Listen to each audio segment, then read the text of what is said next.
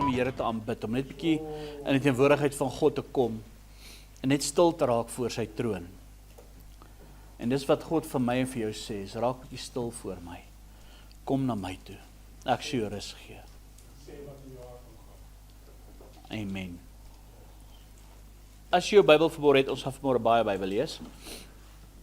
En ek wil vanmôre baie ernstige ding aanspreek. Maar ek wil vanmôre bid dat die Gees van die Here ook nie net in jou hart sal beweeg, maar ook in elke mens daar buite sy harte sal beweeg vanmôre. En ek wil hê met my jou Bybel oopmaak in Filippense hoofstuk 3. Filippense in die 3de hoofstuk. Ons gaan daar so lees in Filippense 3, daar vanaf vers 17 tot vers 21. Filippense 3, vanaf vers 17 tot 21. Paulus skryf die volgende brief aan die gemeente van Filippense en hy sê, wees ook my navolgers, broeders, en let op die wat so wandel, soos julle ons tot voorbeeld het. En nou kom vers 18 en vers 19 waar ek wil praat. Want baie, van wie ek julle dit dikwels gesê het, en nou ook onder trane sê, so hy huil hieroor, wandel as vyande van die kruis van Jesus, of die kruis van Christus. Hulle einde is die verderf. Hulle God is die buik, en hulle eer is in hulle skande. Hulle bedink aardse dinge. Want ons burgerskap is in die hemele, van waar ons ook as verlosser verwag die Here Jesus Christus, wat ons vernederde liggame van gedaante sal verander, om gelykvormig te word aan sy verheerlikte liggaam, volgens die werking waardeur hy ook alles aan homself kan onderwerp. Ek wil vers 18 en vers 19 weer lees. En Paulus skryf dit met 'n groot hartseer. Hy huil terwyl hy dit skryf en terwyl hy dit vir hulle sê. Hy's gebroken in sy gees. Hy sê, want baie van wie ek julle dit dikwels gesê het en nou ook onder trane sê, wandel as vyande van die kruis van Christus. Hulle einde is die verderf. Hulle God is die buik en hulle eer is in hulle skande, hulle bedink aardse dinge. Nou ek wil vanmôre praat oor vyande van die kruis. Maar ek wil dit uit 'n bietjie uit 'n ander perspektief ook benader. En ons dink dat 'n vyand van die kruis beteken net iemand wat teen Jesus is. Maar as ons 'n bietjie mooi gaan kyk wat Paulus hier skryf, praat hy eintlik van iets anders ook. Afvalligheid in mense is nie altyd noodwendig sigbaar nie. Jy kan nie noodwendig altyd sien iemand is afvallig nie. En hoe kom mense tot afvalligheid? Dit gebeur wanneer hulle harte stadig wegbeweeg van die Here af. Stadig maar seker wegbeweeg van God af. En wanneer Paulus sê baie wandel, hoor wat hy sê, baie wandel. Dit is mense wat, hy praat nie hierso van mense wat buite kan die kerk, buite kan die liggaam van Christus is nie. Hy praat van mense wat in die liggaam van Christus is. Hy praat van Christene. Hy praat van mense wat deel is van die kerk. As ek praat van die kerk, praat ek nie van hierdie gebou nie, ek praat van die liggaam van Christus. Ek en jy is die kerk. Hulle is deel van die kerk. Hulle ken die taal van geloof. Hulle kan geloof vir jou verduidelik, hulle weet wat die geloof behels. Hulle is nie mense wat noodwendig net openlik teen God praat nie. Hulle weet wie Jesus is.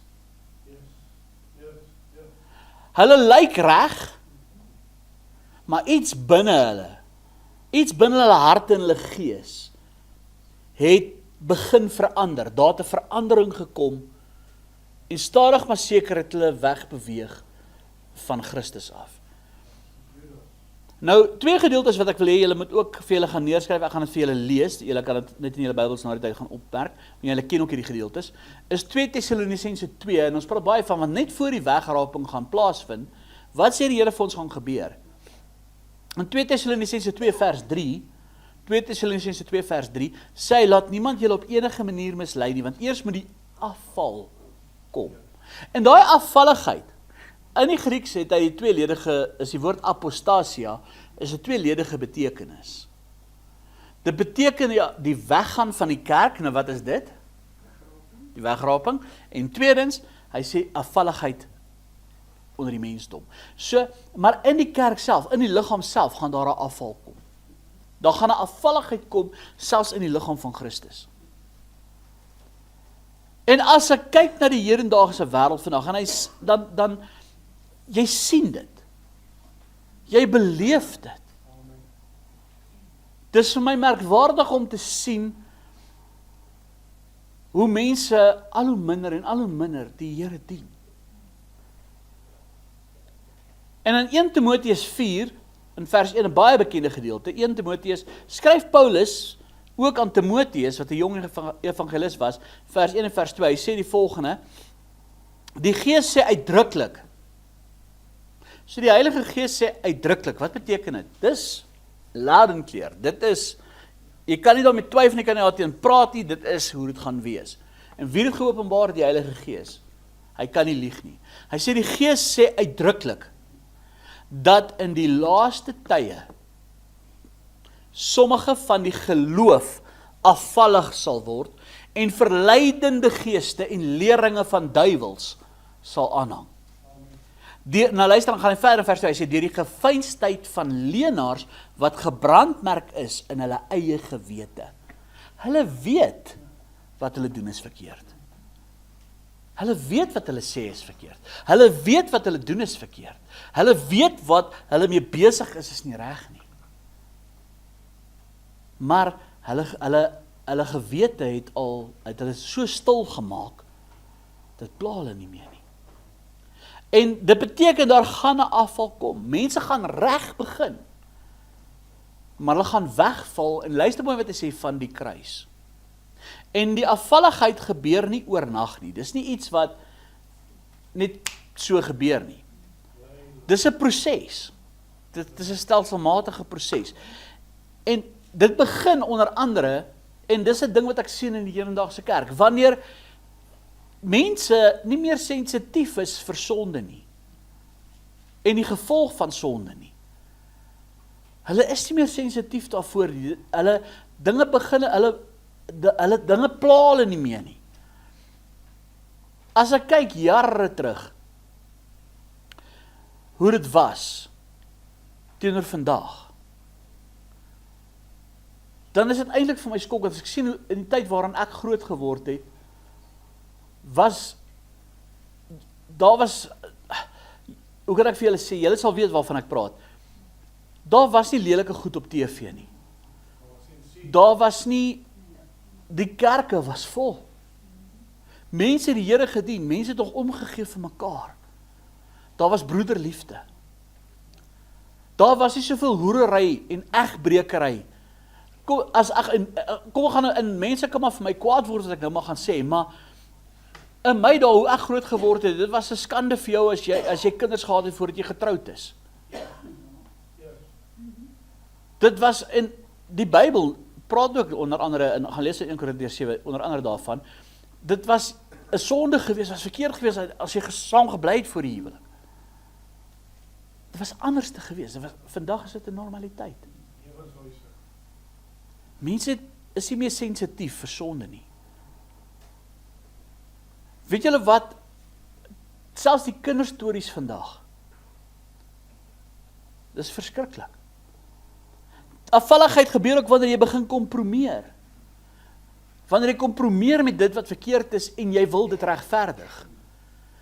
Jy regverdig hoekom jy dit doen, en hoekom jy daarmee deel is. En dit is ook nogal interessant om te sien, dat afvalligheid gebeur ook, jy kom nog kerk toe, mense gaan nog kerk toe, maar hulle het nie meer 'n vrees vir God nie. Hulle het nie meer 'n respek vir God nie. Hulle het nie meer 'n soeke na God nie. Kerk het maar net 'n social event geword. En dit is nie dat mense Jesus heeltemal net los nie. Hulle, hoe wil ek dit sê, hulle herdefinieer hom om by hulle leefwyse te pas. Hulle hervorm hulle gee vir Jesus en vir Christendom 'n ander definisie. En dit is hoekom Paulus hier so huil. Hy's gebroken, want hoekom? Hier is mense wat reg begin het. Dis hartseer om te sien hoe mense wat op 'n tyd die Here gedien het, ewe skielik net wegval van Jesus af. Hulle dink nog hulle lewe is reg, maar dit eintlik so ver weg beweeg van die kruis is net nie waar nie. Nou wat bedoel ek daarvan?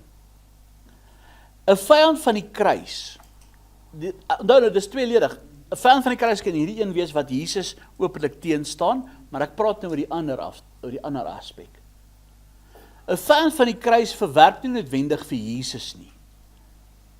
Maar dis wat Paulus skryf, want hoor wat hy sê hulle wandel as vyande van die kruis. Hulle verwerp wat die kruis doen en beteken. En as jy gaan kyk wat Paulus hier so sê, hy sê hulle is nie vyande van Jesus nie. Hy het gesê baie wandel as vyande van die kruis. Hy het nie gesê vyande van Jesus nie. Hy noem dit pertinent om te sê hulle is vyande van die kruis. Hulle is vyande van die volbringde werk van Jesus aan die kruis. Hulle verwerp of draai basies weg van die evangelie af. Die volbringde werk van die kruis in hulle lewe, die boodskap van die kruis, wat 1 Korintiërs 1 vers 18 vir ons sê, die woord van die kruis is wel dwaasheid vir die wat verlore gaan, vir ons wat gered word, is dit die krag van God. Julle kan na hele gedeelte gaan lees, van vers 18 af tot vers 31. 1 Korintiërs 1 vers 18 tot 31, ek gaan dit nou nie vir julle lees, julle kan dit sommer self by die huis gelees, julle ken daai gedeelte. Maar gaan lees daai hele gedeelte weer. En die hele ding, wat ons hierby sien is, hulle verwerp die krag van die kruis. Hoekom? Want die kruis doen iets baie spesifiek. Die kruis doen iets, die woord van die kruis doen iets spesifiek. So, hulle probleem is nie noodwendig met Jesus nie. Die probleem kom met die boodskap van die kruis. Dit wat die kruis voorstaan. En as ek vandag praat van die kruis, praat ek nie van die houtbalk nie. Ek praat nie van die hangertjie om jou nek nie. Ek praat van die volbringde werk van Jesus aan die kruis. Die kruis doen iets baie spesifiek in mense se lewens.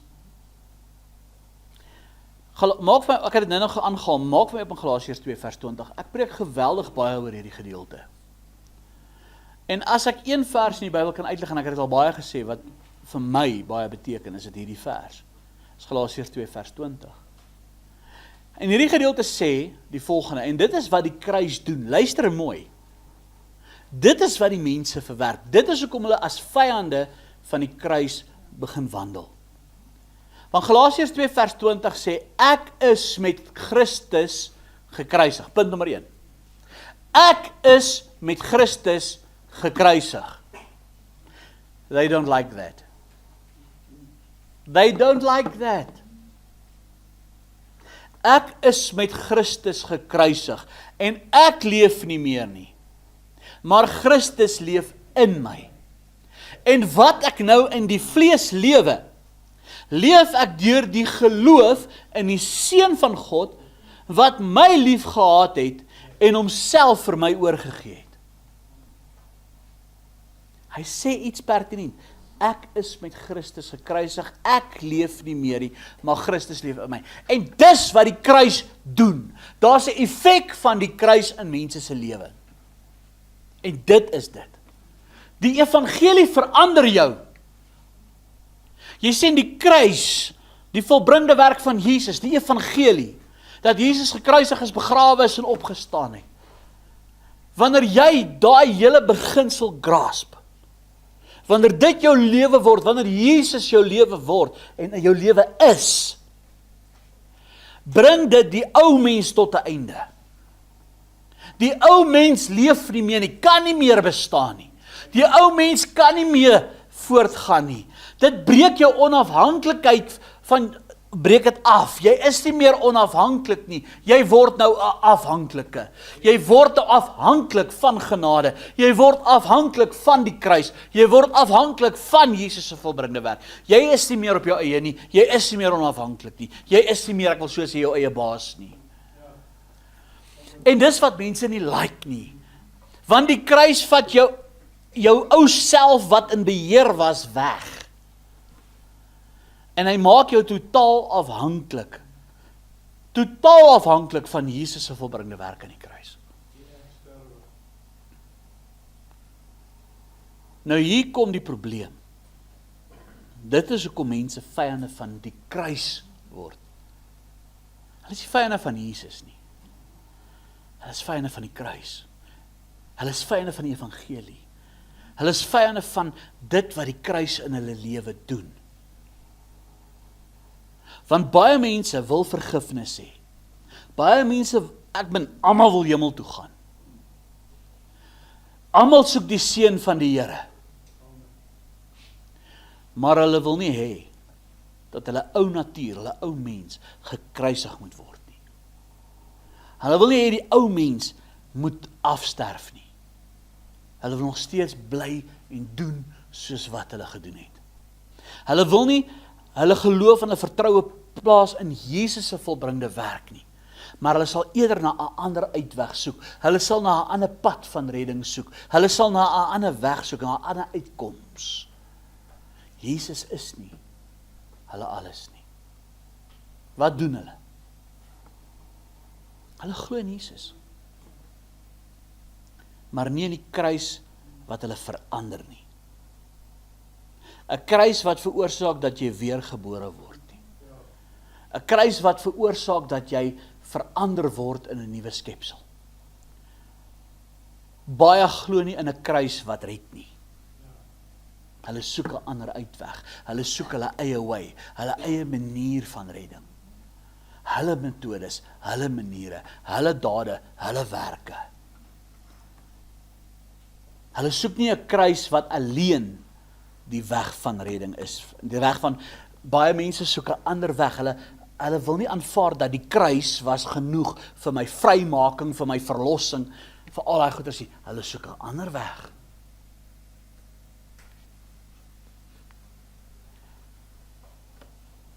Die evangelie word aangepas en verdraai. Baie verdraai en pas die evangelie aan hulle. En Paulus het in so baie plekke gewaarsku in die Nuwe Testament, waar hy gesê het, ook vir hulle, oppas dat niemand anders aan julle 'n ander Jesus verkondig nie. As iemand 'n ander evangelie bring, as wat aan julle verkondig is, laat hom 'n vervloeking wees.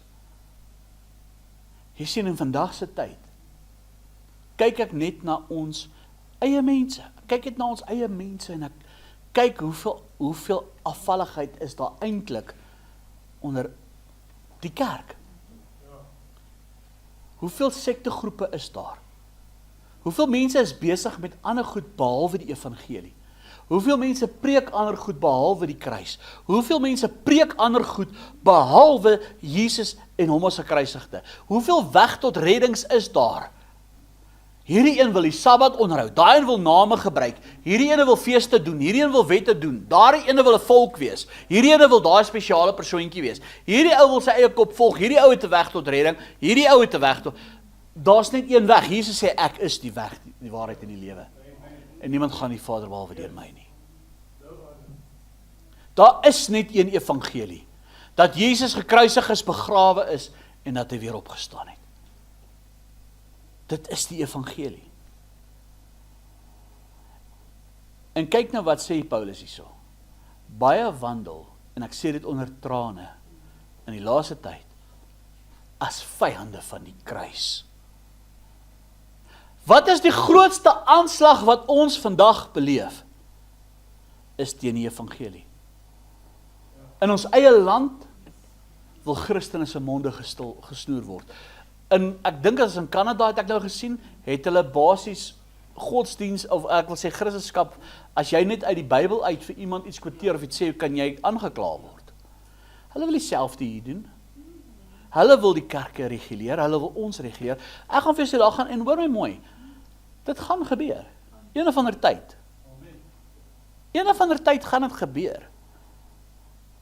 Waar jy nie meer, as jy vandag hier so by mekaar wil kom, gaan jy vervolg word.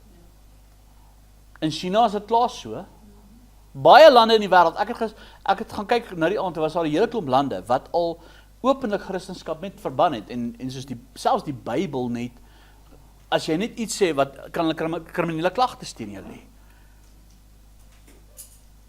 En hier sê Paulus iets, hy sê, hulle God is die buik. Hulle lewe word bestuur deur dit wat hulle wil hê. Nou as hy sê hulle God is die buik, hy praat nie hierso van fisies eet nie, dat hulle, dis nie wat hy hier probeer sê nie, hy praat van innerlike drange. Hy praat van dit wat hulle begeer, dit wat hulle lewe beheer. Hoekom wil mense weggaan? Hoekom sien mense die kruis as 'n vyand? Want hulle wil nie verander nie. Hulle wil nie verander nie. Want hoekom wil hulle nie verander nie? Want hulle, daai vers wat hy sê, ek is met Christus gekruisig. They don't want that. Maak vir my op Romeine 6. Maar hy praat nie hierso net van fisies, hy praat van 'n innerlike drang wat jou lewe beheer, iets wat jou lewe beheer. Daar in Romeine 6, vanaf vers 14 tot 18, Romeine 6 vanaf vers 14 tot 18 sê hy die volgende. Luister, wat skryf Paulus hierso. Romeine 6 vanaf vers 14 tot 18.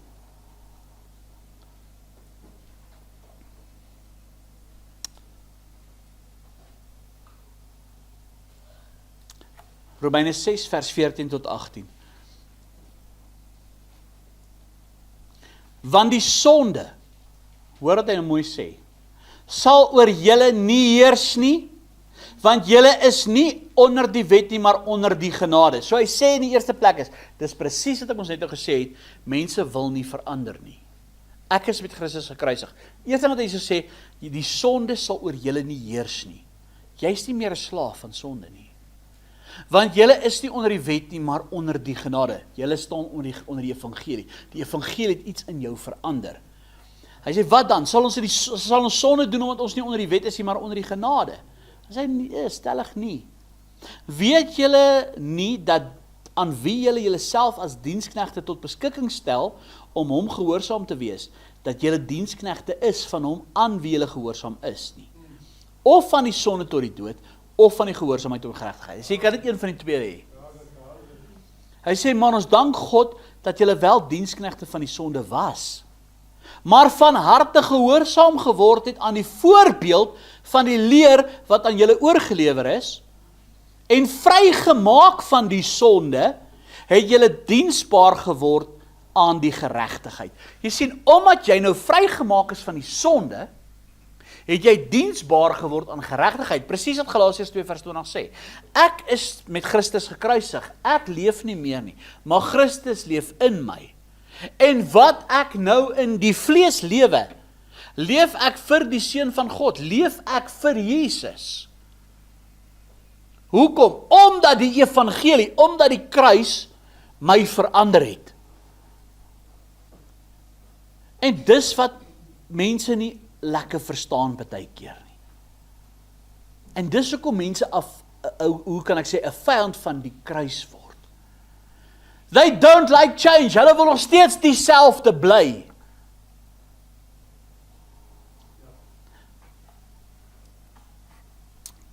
En weet jy wat die ergste van alles? Jy weet, iets is verkeerd. Jy weet, daai ding is verkeerd. Ek hoef nie vir jou te sê drugs is verkeerd nie.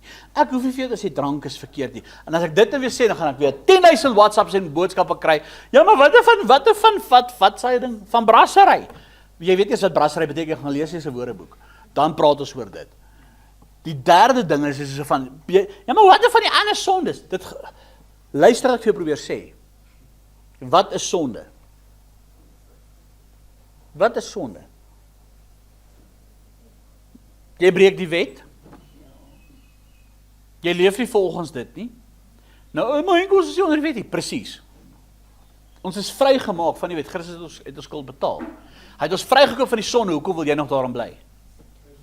Hy het jou vrygemaak daarvan. Jy wil net nie verander nie. Jy wil nie verander nie. Jy wil regverdig wat jy doen. Jy weet iets is verkeerd. Ek hoef nie vir jou te sê egbreek is verkeerd nie. Jy weet dit. Ek hoef nie vir jou te sê moord is verkeerd nie. Jy weet dit. Ek hoef nie vir jou te sê steel is verkeerd nie. Jy weet dit. Ek hoef nie vir jou te sê om te lieg is verkeerd nie. Jy weet dit. Ek hoef nie vir jou te sê om iets anders bo God te stel is verkeerd nie. Jy weet dit. Wat het ek nou net vir jou aangehaal? Jy mag nie moord pleeg nie. Jy mag nie egbreek pleeg nie. Jy mag nie steel nie. Jy mag nie vals getuienis gee nie. Jy moet die Here jou God lief hê bo alles. Wat het ek net vir jou gekwoteer? Jy weet dit. Dis want hoekom? God se wet is op jou hart geskryf. Jy weet dit. Jy as kind van God weet dit. Dit word nie meer ek mag nie, dit word van Here ek wil nie. Ek is 'n kind van U. Ek is vrygemaak. Here, die evangelie het my vrygemaak. Hoekom wil ek daarna betrokke raak? Ek vind geen behaag in dit nie. En mense weet, dit is verkeerd, maar hulle hou aan daarmee. Hulle hou net aan. Weet jy wat is die ergste van alles, wanneer jy ook 'n vyand van die kruis word? Jy word oortuig deur die Heilige Gees. Binne in jou, vanaand as jy daar op die kop gegaan, jy is daar besig met jou dinge, vanaand as jy daar in jou bed lê, jou gewete hardloop, hy jaag vir jou. Jy weet dit. Jy weet wat jy gedoen het is verkeerd, maar weet jy wat doen jy? Jy ignoreer dit en jy redeneer dit reg.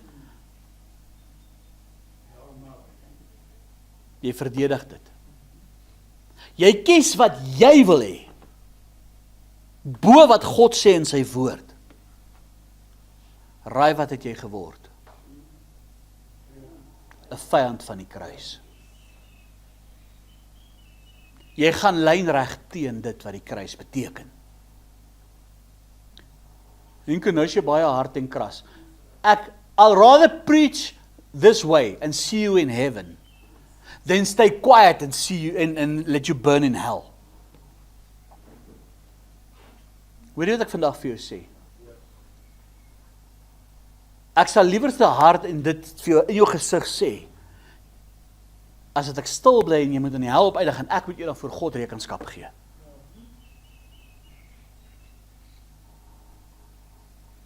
Mense moet begin wakker skrik. As jy ernstig is oor Jesus,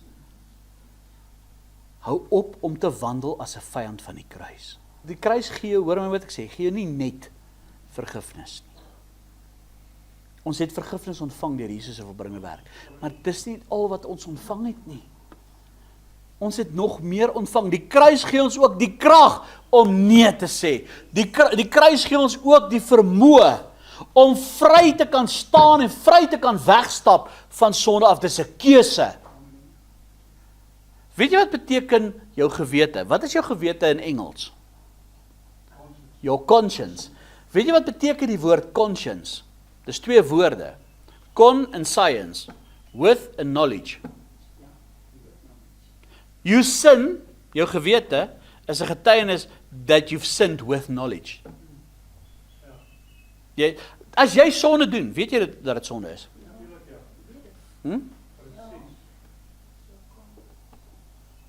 Jy gesondig met die wete dat jy gesondig het.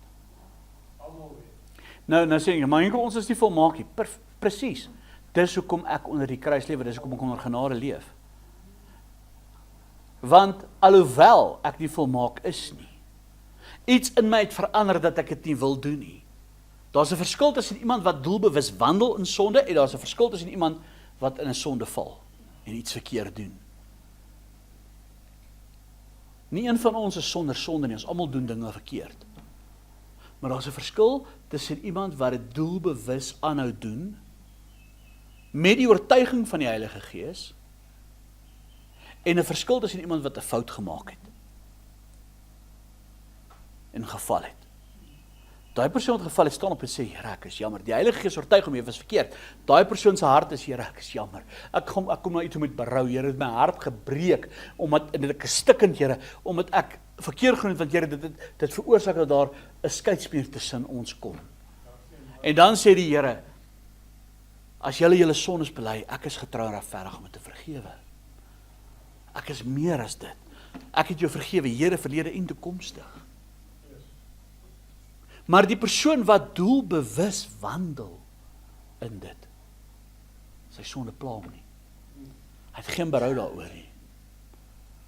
Dit steur hom nie eers, dat hy besef nie as hy het eintlik teen God gesondig nie. Weet jy wat, dit is een van die mooiste voorbeelde in die Bybel van die verlore seun. Behalwe van sy pa wat hom net terug verwelkom het. Gaan kyk na die verlore seun se attitude, gaan kyk na sy houding, waarmee hy teruggegaan het na sy pa toe. Hy het 2 dinge gesê, ek sal teruggaan na my vader, en ek sal sê, ek het gesondig teenoor die Here en teenoor u. Het jy geweet, as jy sondig jy teen God. Jy sondig teen die kruis. Maar dis dan waarvoor die kruis dis hoekom die kruis daar is. Juis om ons vry te gemaak vir die sonde, om te betaal vir ons sonde, hy het betaal. Here verlede en toekomstig. Weet jy wat die mense, hoekom word mense 'n vyand van die kruis? Want die kruis gee jou die krag om vry te kom van die sonde. Dat jy nie 'n slaaf vir die sonde hoef te wees nie. Dis eintlik soos, ek wil eintlik sê, jy maak die kruis belaglik of bespotlik. Jy maak die bloed van Jesus goedkoop. Jy maak die offer van Jesus goedkoop. As jy besef waardeur Jesus gegaan het op daai kruis en tydens sy kruisiging, as dit jou nie ruk in jou binneste nie, as dit jou nie wil verander nie, as jy nie jou lewe dan wil oorgee om vir hom te leef nie, wat is jy anders as 'n vyand van die kruis? Jy sien, die kruis verander jou begeerte om te sondig. En jou begeerte verander, Here, ek wil heilig lewe. Gaan jy nog fouteer? Ja. Maar daar's 'n verandering in jou attitude daaroor. Dis hoekom Paulus sê, ek skryf met julle met trane, ek sê dit onder met trane, dat sommige wandel as vyande van die kruis. Hulle hoor nie, hulle luister nie, hulle hou net aan. As iemand daardie krag ignoreer, net aanhou lewe volgens hulle begeertes, en die Heilige Gees se oortuiging bly ignoreer, dan wys dit net pleinweg, die kruis regeer nie in daai persoon se lewe nie. So maklik soos dit. En dis wat Paulus sê, so 'n persoon wandel as 'n vyand van die kruis. Nie 'n vyand van Jesus nie, 'n vyand van die kruis. Die werk wat Jesus aan die kruis verrig het. Jy spoeg letterlik op die offer van Jesus. Dit klink hard, né? Prys die Here. Ek bid dat dit insink in iemand se hart. Want 'n vyand van die kruis, wat doen hulle? Hulle bedink aardse dinge, sê in daai gedeelte. Hulle bedink aardse dinge. Hulle perspektief het nooit verander nie. En ek wil vir jou sê, jy kan die geloof, jy kan 'n geloof hê. Jy kan sê ek het die geloof, jy kan kerk toe gaan, jy kan 'n kerkmens wees, jy kan alles wees. Jy kan vir my sê ek glo in Jesus. Maar jou lewe is nog gefokus en geanker in aardse dinge. Jy is nog geanker, jou hele lewe is nog geanker in sukses, om sukses te behaal. Om geld na te jaag, rykdom na te jaag, om materialisme na te jaag, posisie na te jaag, ja, jouself, jou eie ego, die eie ek, jou eie gemak na te streef, om hierdie lewe te lewe in jou eie gemaksone. Nog steeds vas te hou aan die plesiere van hierdie wêreld, wat net die vlees versadig. Jy kry jou satisfaksie in die wêreld, jy kry jou voeding in die wêreld, jy kry jou dit wat jou gees vul in die wêreld en nie van God af nie. En dit is hoekom hy sê in Kolossense 3 vers 2, bedink die dinge wat daarbo is, nie wat op die aarde is nie. Nou wat beteken dit? Dit gaan nie net oor dink, ek wil nie dink aan die dinge daarbo nie. Hy sê bedink die dinge wat daarbo is en nie wat op die aarde is nie. Dit beteken waarmee hou jy jou besig? Waarmee is jy besig elke dag? Wat dryf jou? Wat is jou dryfveer? Wat is jou prioriteite? Wat is dit waarvoor jy leef? Waarvoor leef jy? En waarmee is jy besig elke dag? Jaag jy sukses na? Ek het dit gesê, jaag jy geld, materialisme, jou gemaksone, die plesier en die dinge van die lewe? Wat jaag jy na? Wat hou jou besig? Want weet jy, wanneer die kruis werklik in jou lewe werk, dan verander dit 'n klomp goeders, dit verander jou waardes. Ewe skielik verander jou waardes. Jy sien nie meer, hoe wil ek eintlik vir jou sê, jy wil nie meer met die varke in die varkhok te doen hê nie. Jy wil uit die varkhok uitklim. Jy wil daar uitkom en jy wil teruggaan na jou Vader se huis. Jy wil skoon kom.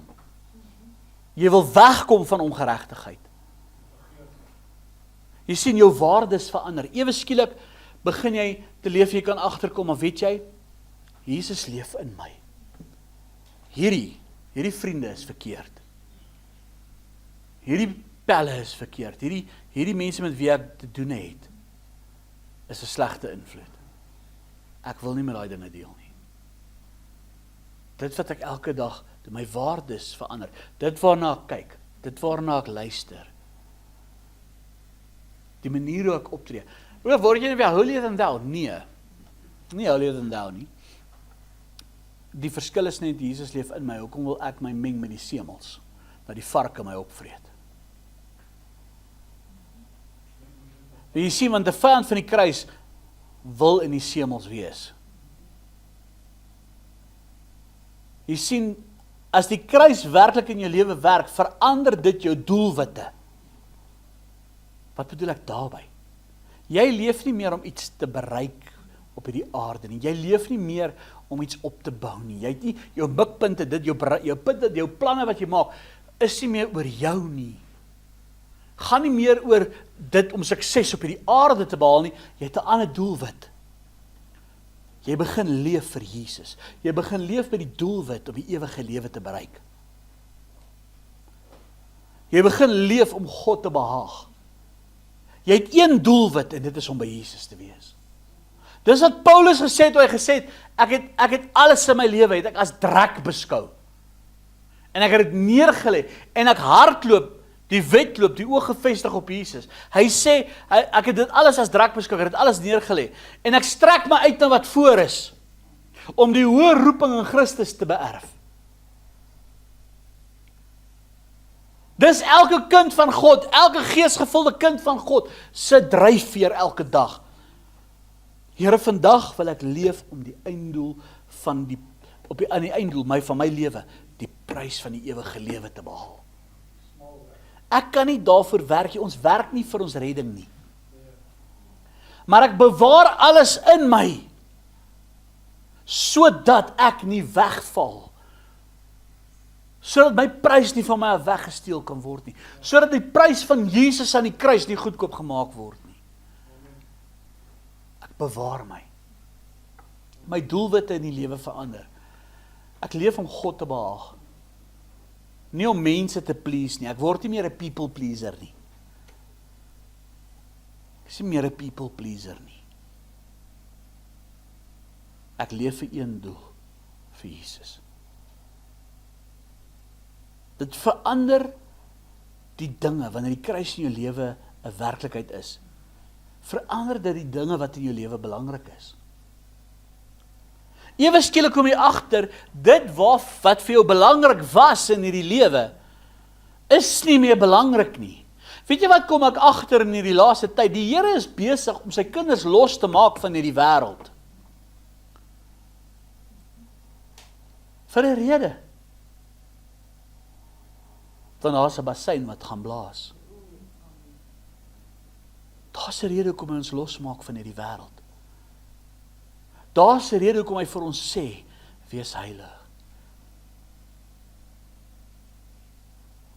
Jou prioriteite verander.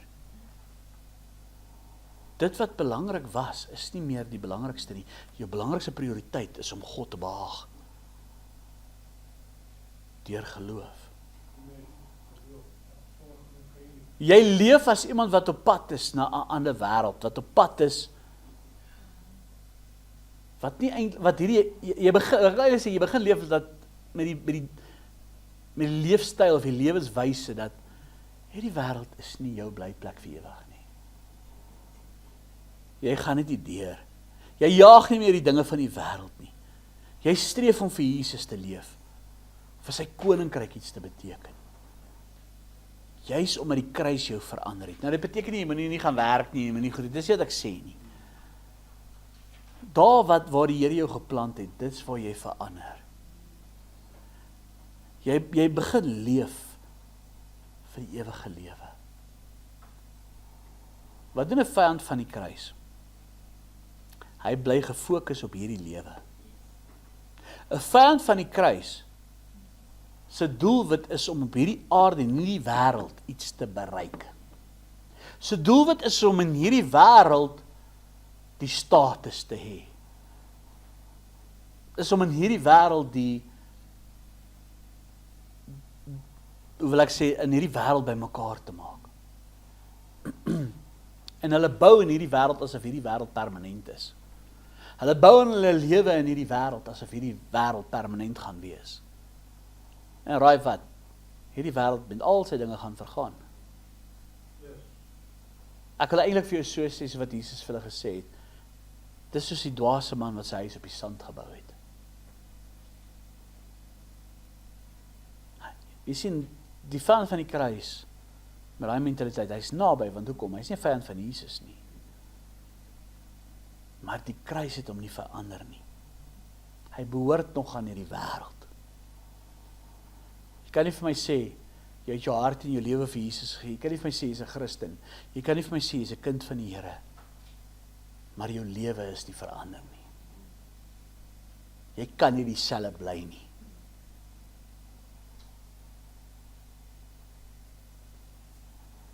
En die ware boodskap van die kruis, die evangelie, Jesus se volbringde werk aan die kruis, dit wat hy daar gedoen het, dit red ons, ja. Maar dit verander ons radikaal. Dit verander ons, totaal en al. Van die grootste misleiding wat daar in vandag se tyd is. Mense sien die kruis net as 'n plek waar ek net vergewe is. 'n Kruis wat net bless. 'n Kruis wat net genade is. 'n Kruis wat my nie hoef te verander nie. Ek kan kom net soos wat ek is. Ja, jy kan kom soos wat jy is. Prys die Here, maar jy moet verander nadat jy aangeraak het.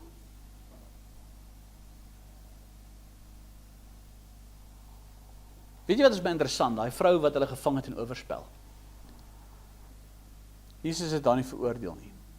Hy het vir hulle gesê dat iemand sonder sonde die eerste klip gooi. Want hoekom? Almal het sonde. Maar die attitude was die verskil. Nadat hulle beskaamd weggestap het, sê hy vir haar, waar is die wat jou veroordeel? Dan sê sy, nee, ek sien hulle nie, hulle sê hier nie. Hy sê, ek veroordeel jou ook nie. Maar dan eindig hy nie daar nie. Wat het dan verder van gesê? Gaan en sondig nie meer nie.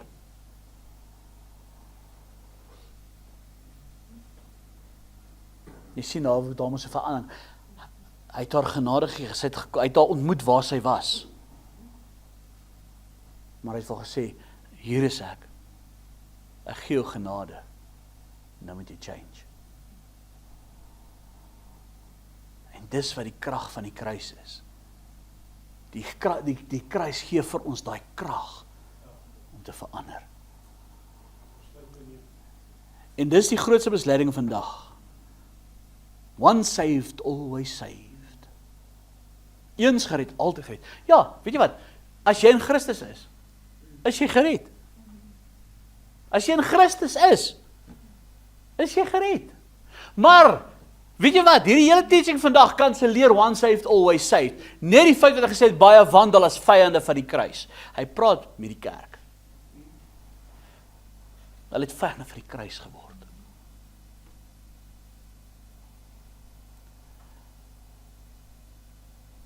Mense soek net 'n kruis wat bless.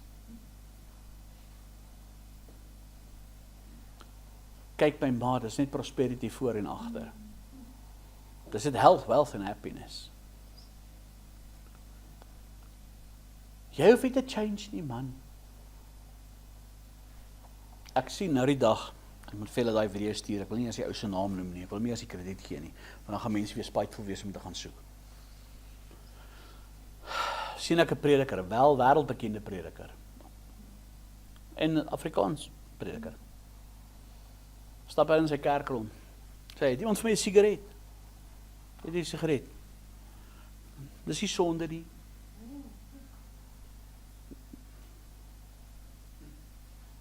Hy het 'n klomp goeters daar genoem. Maak hy eintlik 'n hele bespotting. En vir die mense te sê, dis okay. Jy kan so bly wat jy doen, bly wat jy doen. Jy is mos onder die genade. Die Bybel sê, moet ook nie die genade gebruik as 'n dekmantel vir die sonde nie. Jy sien, die kruis is nie net die plek waar ek vergifnis ontvang nie, dis 'n plek waar ek verander word. Ek wil eintlik sê, nie dit eintlik verander nie, ek wil sê getransformeer word. Galasiërs 6 vers 14 sê die volgende, ek gaan sommer vir julle lees. Maar wat my betref mag ek nooit roem nie, behalwe in die kruis van ons Here Jesus Christus, deur wie die wêreld vir my gekruisig is en ek vir die wêreld. Luister hier wat hy sê. Wat my betref mag ek nooit roem nie. Bedoel om te dink, ek is so goed, ek het al gearriveer. Hy sê behalwe in die kruis van ons Here Jesus Christus. As ek moet roem, moet ek dit roem in hom. Dis hy, dis deur hom, dis deur sy volbringde werk. Nothing that I did. Maar, hy sê, deur wie die wêreld vir my gekruisig is. En ek vir die wêreld. Dit beteken ons mekaar uitgekanselleer, ons niks met mekaar te doen nie. Ek is niks meer in die wêreld, ek wil nie met hierdie goed te doen hê nie. Dit beteken die wêreld verloor sy houvas op jou. Sonde verloor sy aantrekkingskrag op jou. Kyk, sonde is verleidelik, maar wat sê Jesus? Hy sal ook saam met elke versoeking die uitkoms gee. Hoekom? Want die woord van die kruis leef in jou. Jy kan versoeking weerstaan. Pastoor, ek kon dit nie ek kon myself nie gehelp nie. Jy lieg, man, jy wou. Jy wou. En daarom het jy. Moenie jouself regverdig nie. You sinned with conscience that you've sinned. Jy leef nie meer vir jouself nie. En hier is die groot ding, jy leef nie meer vir jouself nie. Christus leef in jou. En hier kom die toets wat mense vir hulle self moet vra. Ek wil jy toets jouself hier aan. Vra jouself bietjie hierdie vraag. Jy wat sê, Jesus leef in my. Iemand wat sê, ek glo in Jesus, almal glo in Jesus. Weet jy wat sê die Bybel? Die Bybel glo ook. Maar, ek praat van iemand wat 'n gekruisigde lewe leef. Vra jouself hierdie vraag. Lyk jou lewe nog dieselfde? Lyk jou lewe nog dieselfde? Doen jy nog dieselfde goed? Is jy nog betrokke met dieselfde dinge? Praat jy nog dieselfde? Lyk jy nog dieselfde? Tree nog dieselfde op? Nog 'n vraag jy self kan vra. Beheer jou begeertes jou nog? Regeer jou begeertes jou nog? Wat se begeertes? Gaan kyk na die werke van die vlees. Waarop is jy gefokus? Dis die ander ding. As jy gefokus op die aardse dinge, as jy gefokus op dit wat op die aarde saak maak, dan wil ek jou, as jy op een van die, wat ek net hierdie 3 dan gevra het, dit sê, ja, dit is nog in my lewe. Wel, dan het jy net gehoor van die kruis. Maar jy het nog nie daarin ingegaan nie. Jy het nog nie in die kruis ingegaan nie. Wat bedoel ek by die kruis ingegaan nie? Jy is nog nie getransformeer nie. Something didn't change. Jy sien, 'n vyand van die kruis is nie noodwendig net mense wat Jesus haat of teen Jesus praat nie. Ja, hulle is ook, maar dit behels meer. Dit is mense wat weier dat die evangelie hulle verander. Jy hoor dit, jy sê dit, jy bely dit, maar daar's geen vrug nie. Dis hoekom Jesus sê, dra die vrugte wat by die bekering pas. Niemand pluk, jy gaan nie druiwe van 'n lemoenboom afpluk nie. Jy gaan nie vye van 'n appelboom afpluk nie. 'n Goeie boom dra goeie vrugte. 'n Slegte boom dra slegte vrugte. Jy sien, mense weier dat die kruis, die evangelie verander. Hulle is naby genoeg om net gemaklik te voel. Ek is mos 'n kind van die Here. Ek het mos enige gebedjie op gesê, ek is mos in die kerk. Ek glo mos in Jesus. Maar hulle is ver genoeg om verlore te wees, want hulle is 'n vyand van die kruis. Maak van jou Bybel op in Jakobus 2.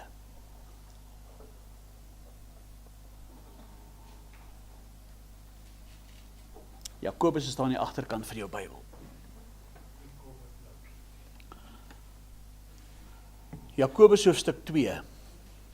Ons gaan daar lees vers 17 tot 20. En hoor nou mooi, wat skryf Jakobus hier. Net so ook is die geloof, as dit geen werke het nie, in sigself dood. Maar iemand sal sê, jy het die geloof en ek die werke. Toon my jou geloof uit jou werke. En ek sal jou uit my werke my geloof toon. Jy glo dat God een is. Jy doen goed. Die duiwels glo dit ook. En hulle sidder. Maar wil jy weet, o nietige mens, dat die geloof sonder die werke dood is. Dit help nie, wat hy sê, hy sê nie vir ons, werke red ons nie. Wat hy vir ons sê, ons word nie gered net deur ons werke nie. Ons word gered deur geloof. Efesiërs 2 vers 8 en 9, deur genade is julle gered. Nie deur julle werke nie, dis 'n gawe van God, nie uit julle self nie, sodat niemand kan roem nie, dis 'n geskenk van God. Maar die beginsel is, as jy glo, as jy geloof het, as jy in Christus is, as jy sê ek's 'n weergebore kind van die Here, dan moet jou werke daarvan getuig. Jou lewe moet daarvan getuig. Jou lewe moet wys en getuig, jy dra 'n gekruisigde lewe. En dit is hoekom Paulus huil oor hierdie mense wat wandel as vyande van die kruis, want hulle besef dit nie eers nie. Moenie jouself meet aan hoeveel jy kerk toe gaan, hoeveel handjies jy klap nie, hoeveel tiendes jy gee nie, hoeveel mense jy please nie, hoeveel siele jy gewen nie, hoeveel evangelisasie jy doen nie. Moet jy nie aan daai goeders meet nie. Moet jy nie self meet of jy glo nie, of jy probeer lewe nie. Vra eerder, het die kruis my gebreek al? Het die kruis die ou mens gebreek? Afgebreek? Het die kruis my verander? Het ek verander? As As mense na jou kyk, sal hulle sê, joh, jy is nie meer dieselfde mens wat jy was nie. Jy is heeltemal anders. Het die kruis jou lewe oorgeneem? Het jy jouself oorgegee aan die Here? Liggaam, siel en gees. Weet jy wat? 'n ware kind van die Here wil nie net naby Jesus wees nie. Hy wil deur die kruis getransformeer wees, ingaan, in Christus wees, om een met hom te wees. Daar moet niks van my oorbly nie. Alles van my, alles in my, alles om my, van my, moet getuig van Jesus. Dis transformasie.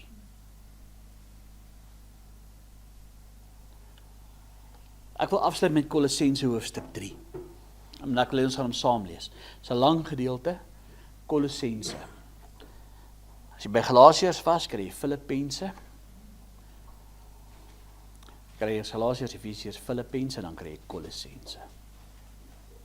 Dis voor 1 Tessalonisense. 1 Tessalonisense is voor 2 Tessalonisense.